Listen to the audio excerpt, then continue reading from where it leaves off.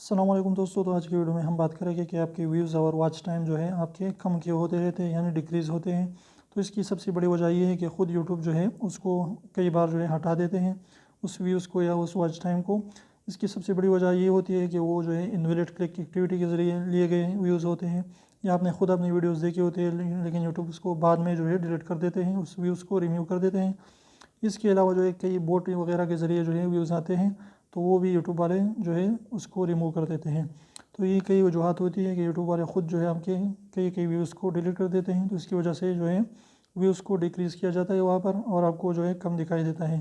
तो ये दो बड़ी वजह थी उसकी कि यूट्यूब वाले ख़ुद जो है उसको हटाते हैं, तो कोई भी इसका प्रॉब्लम नहीं है। तो उम्मीद करते हैं छोटी सी वीडियो आपको पसंद है। वीडियो पसंद है तो प्लीज़ वीडियो को लाइक कर दीजिए, चैनल को सब्सक्राइब बिल्कुल ज़रूर करें।